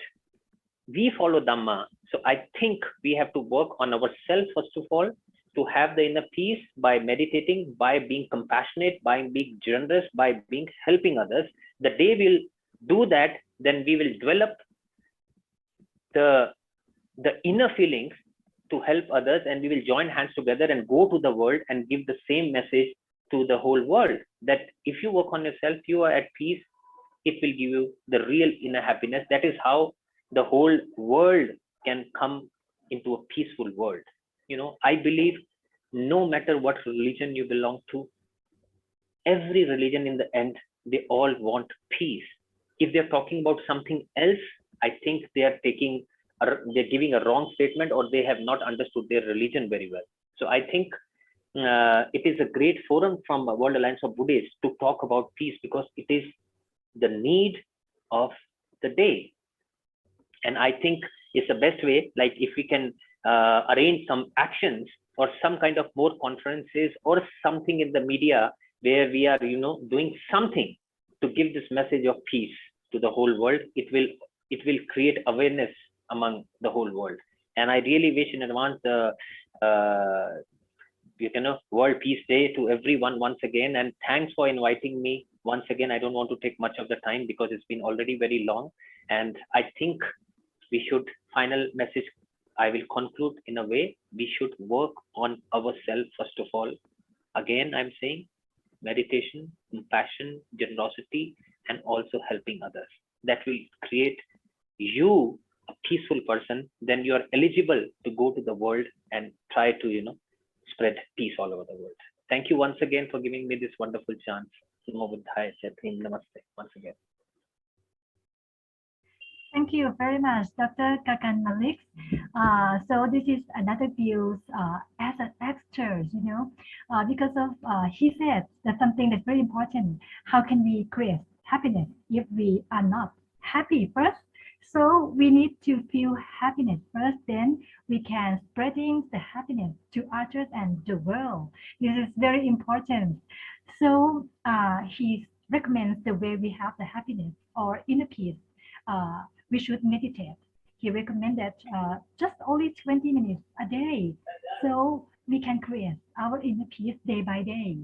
And the last message he gave us is, I think is very important as well. It's about no matter how we respect or believe in any kind of religion, we know that every religion needs the world peace. So it is a message that I think really important, and we hope that we can have a real inner peace as soon as possible. So thank you very much. Thank you. Thank you. ขอบคุณครับ ขอบคุณค่ะ So this is all our honorable guest speakers that we have already listened to them, that how meditation or inner peace very important to make a world peace. So this is come to the end. I would like to invite Dr. Phonchai Palawatthamo Pinyapong, the president of the Alliance of Buddhists, WAB, to give us closing speech in conjunction with pay homage to the triple gems and express our loving kindness together at this time. Namaskar ka. So, on behalf of the organizing committee, World Alliance of Buddhists and networking, I would like to convey my heartfelt gratitude and sincere appreciation to all the speakers today, especially Sayadaw Nongkhamla, founder of Institute of Buddhist Psychology, Tongji, Chan State from Myanmar, our Dhamma friend Dhammacharya Andrew William from Australia, Venerable Bhikkhuni Dr. Ming Yu, she just received the PhD doctorate degree 2 or 3 days ago. Congratulations also from Taiwan. Professor Dr. Uthit Siriwan, very knowledgeable professor from Mahachulalongkorn University, and he's sharing with us 4F, funny, flexible, fulfill, and another one I cannot remember. Okay, because we have Facebook Live on my Facebook, Phonchai Pinyapong, indeed we want to sharing on the page WAB, but by technical I have to Facebook Live on my Facebook first. You can attain more if you want to listen to such as Professor Dr. Uthit again. You can go to my Facebook and review. Dr. Ong Si Il from Malaysia, Dr. Zhou Huang from Shuji Foundation, Taiwan. Dr. Zhou Huang, 5 years ago, I attended the Shuji conference, and he also take care of me. Very warm welcome. Thank you very much, Dr. Zhou Huang. Mr. Puran Mishram from Nagpur University from India, and Dr. Kakan Malik today for sharing with us. I think we gain a lot of knowledge and wisdom from our speakers, and you can see that sometimes we say world peace to inner peace. Finished already. Our mother say that stopping the mind is the key of success. But on the way to inner peace, on the way to stopping your mind until world peace, there are many things to do. Sometimes we say happiness, inner peace, very easy, but how to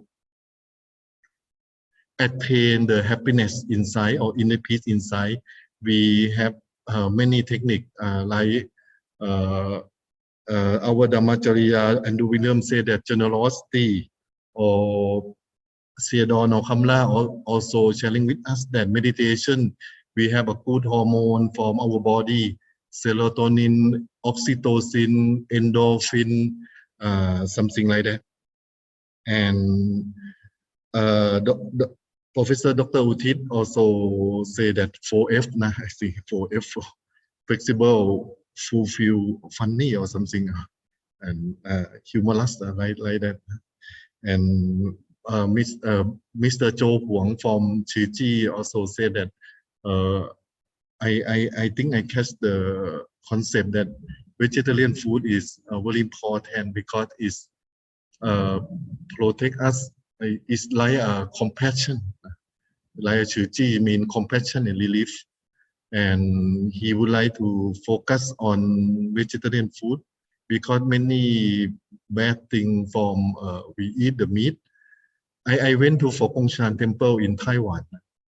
On the wall, on the way to the main temple, many pictures about explain about vegetarian food, such as if we eat duck or chicken. First, we have to find the duck and chicken in the market, then kill them. Then what happened? Then many things that they try to explain us. So Dr. Cho Huang focus on vegetarian food, and Dr. Ong Siu also give us the wisdom and idea how to create world peace to inner peace. Especially one thing he focused that have to work with interfaith or other religion, also government also. And Brother Kakan Malik also said that if we not find our inner peace, how can we sharing peace to the world? I think every speaker sharing with us very good suggestion and knowledge that we can conclusion and apply to practice in our daily life, such as now I stay for this Vasa, I stay in the Makaya temple. Every day they have meditation together every day in the temple, online, and all the disciples. The project is called Simple Yet Profound. But meditation also, we know that make our mind stay still at the center of the body. But on the way to make our mind stay still at the center of the body, there are many homework give us to do for attain the peace of the mind. Then we can sharing peace to the world. I would like to share a little bit, just 2-3 minutes.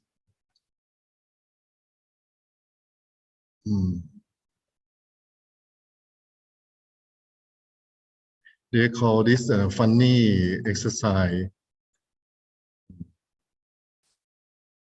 That is meditate for, this is funny daily exercise for everyone. The project is simple yet profound. Meditate for 30 minutes. This is for make our mind peaceful. Smile 10 times or more every day. Try to smile to your friends, smile. If no one, you can smile for yourself. Speak to others with endearing words 10 times or more. Sometimes I also get frustration. I want to send the message something, but I think of, have to speak to others with endearing words. So I change the word before sending. Relax your mind and your body 10 times or more. Such that you feel tired, you can close your eye, take 1 minute, or think about the morning atmosphere, something like that. Number 5 is maintain a relaxed body and mind at ease in the morning, afternoon, and throughout the day. This is the 5 daily exercise for peaceful mind. And bonus exercise is recall the good deeds that you did today. Every day think about the good deed before you sleep, and find at least one positive action or trait in people around you. Good deed.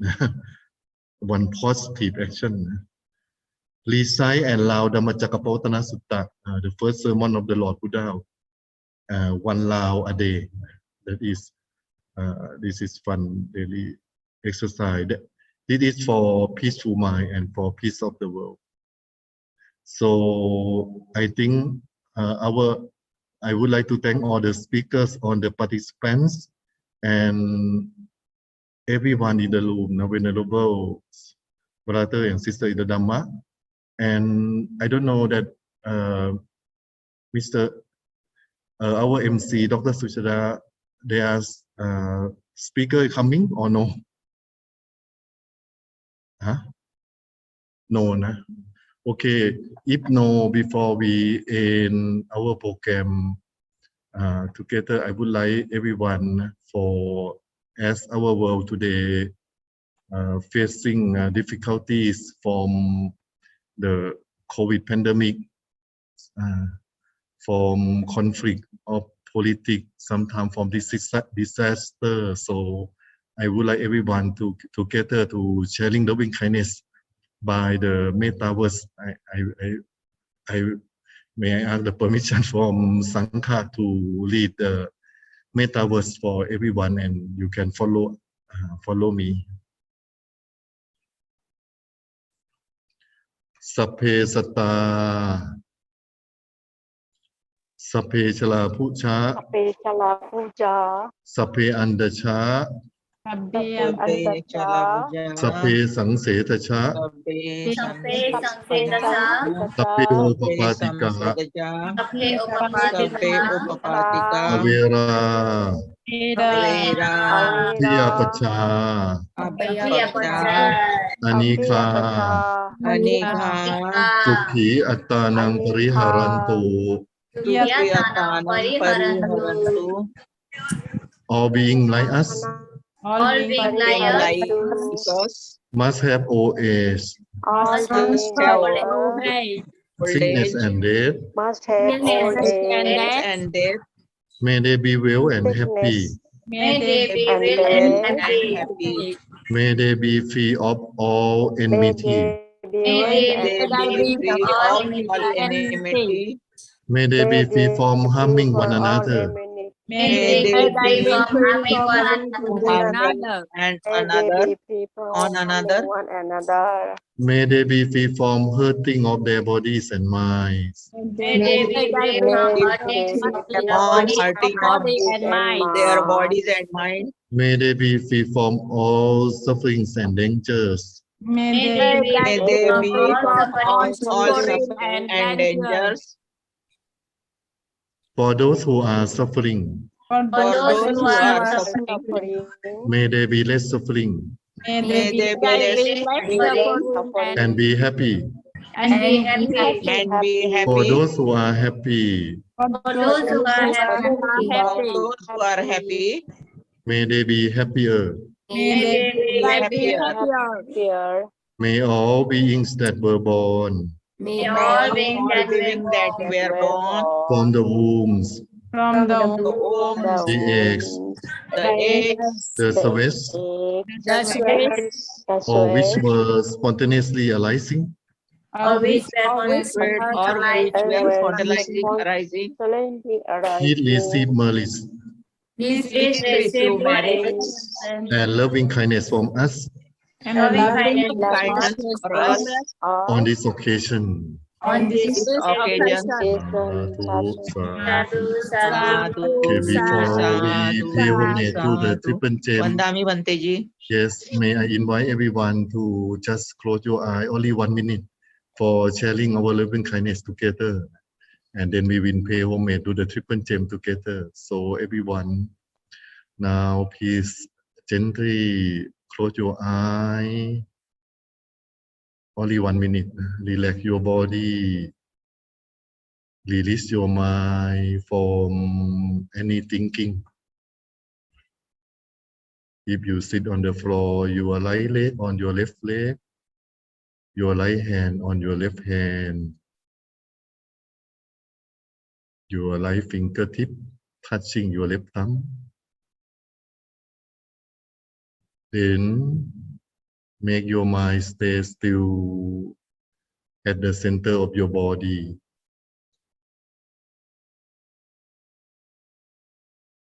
We sharing our inner peace from the center of our body to everyone in the room, in our home, in our community, in our province, sharing loving kindness to people in our country, sharing loving kindness from the center of our body, gently, softly, to people of the world. May everyone free from dangers, free from suffering, free from COVID-19, free from any disease and all calamities. May everyone in the world can attain the peaceful mind at the center of the body, can attain Dhamma of the Lord Buddha very easy.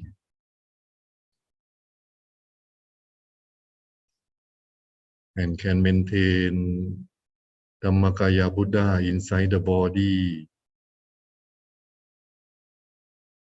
to commemorate the International Day of Peace and to commemorate the attainment of Vichā Dhammakaya of Master Luang Pu Sot Jantasalo, or the full moon day of the 10 lunar month. So we make our mind stay still, peaceful at the center of the body.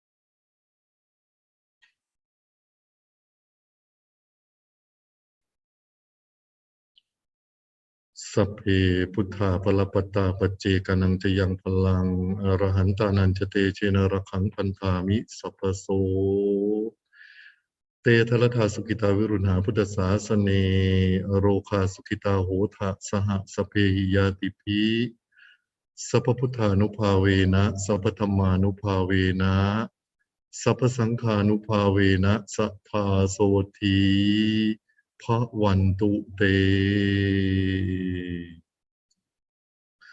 Arahang Samma Sambuddho Bhagava Putthaṃ Bhagavantang Abhivademi Puttho Menato Buddha is our refuge.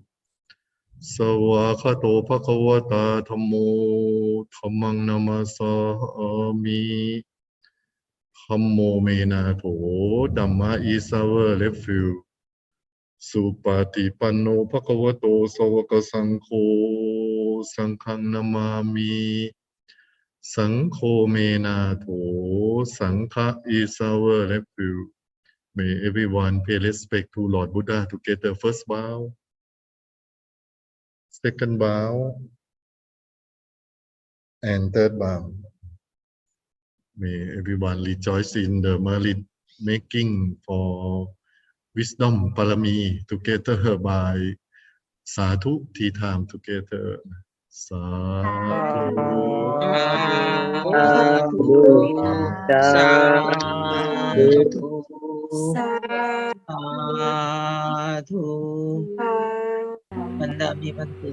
Okay. Thank you, Anumotana again for all speakers and all Bante, all participants for today. One Theodore No Kamla from Chanstain again. Mingyu Fasu, congratulations for Dr. Satu for doctorate degree from Taiwan. Professor Dr. Uthis Siriwan, very good that we have opportunity to listen from his wisdom again, because he is very knowledgeable in Sangha in Thailand and in the Buddhist community in Thailand. Everyone know Professor Dr. Uthis Siriwan, and now his textbook, Pali textbook, is the manual for Sangha study in Pali. Pali language, and coordinator Miss Mithila Chody, main coordinator. Our host Venerable Sakunpat, co-host Sister Sumana Sitong team, Sister Yanika, Sister Pensili, and Sister Mali Kamu, translator English to Thai, Mr. Subachai, Miss Mali Kamu. The coordinator who behind the scene is Dr. Sabus Balu, and everyone in the room. Thank you for Professor Pulan Mechlem, Satu, and our Dr. Suchada Thongmalai. She also the lecturer of from sometime religion and philosophy and religion department, yes. And faculty of humanity, Kasesa University. Okay, we have time a little bit. If anyone free talk now, about five minutes. If anyone to ask any question to speaker, or you can or free talk. But I would like to ask first for Professor Dr. Uthis Siriwan, sharing with us again 4F. Please, Professor. Yes, the first one is friendly. Friendly, yes. Easy, sabai to everybody. Yes. Easy, Yeah, easy. And then flexible means, okay. The same, easy for ourselves and for everybody.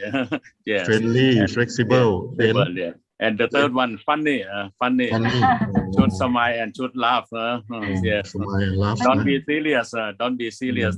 For everything happening to life. Should think like sabai, easy. Funny. And then the last one, fulfill mean accumulating bun. Do the best, do bun every day. Yeah. Of good deed. Yeah. Oh. Sadhu. Parami. Yeah. Parami, oh, sadhu. Yeah, sadhu. Yes. Only for. Oh, sadhu. Thank you very much. Yeah. Friendly, flexible, funny, and fulfill. Four things. This is for happiness. Buddha. Yeah. For happiness. For happiness, yeah, happiness and for success. Happiness and success. Oh. Yes. That means on the way to target, we have to happiness also, happy also on the way. Yes. By the teaching of easy. Yeah, easy, simple yet sabai. Yeah. Our teaching of our master too is don't mean that we just reach the target, but on the way to target we must reach the target by the peaceful mind and happy mind also. Yes. And anyone remember Theodore Kamla told us about four hormone, Hormone. good hormone from meditation. Anyone can remember? Dr. Sabut Balua, pharmacy from Tokyo University. Can you remember? One is endorphin, second is serotonin, third one is love hormone. Love hormone is oxytocin, and the fourth one, what is it? The fourth one, anyone remember?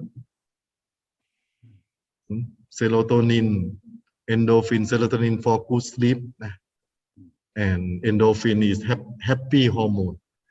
Oxytocin is love hormone. Another one, Sister Kik, Sumana, I sent in the group. Yes, Huh? Or another one is dopamine, dopamine for good hormone, dopamine. No. No. Dopamine, I also is true. Also. Endorphin. Huh? Endorphin. Say again, Dr. Sabut. Endorphin. Endorphin, yes. Endorphin, oxytocin, serotonin, and dopamine. This is from Theodore Kamla, that meditation keep our body release the good hormone.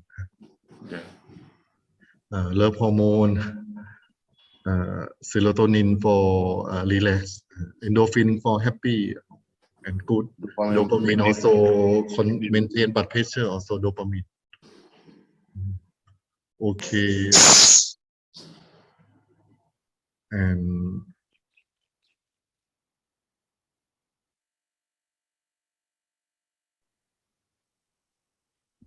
Sister Sumana take group picture already, no? Yes, I did. Okay. I just remind that if anyone want to review the wisdom of from our speaker, maybe some speaker you cannot touch the concept or idea in time, you can go to my Facebook to review again. And thank you, Mr. Elizabeth Henley,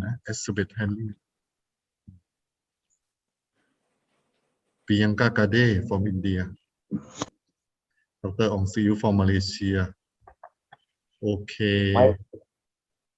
Mr. Supachai Yin, translator, Venerable Ratanawali from Bhikkhuni from Thailand. Founder of Outstanding Women in Buddhism Award. Thank you, sir. Okay.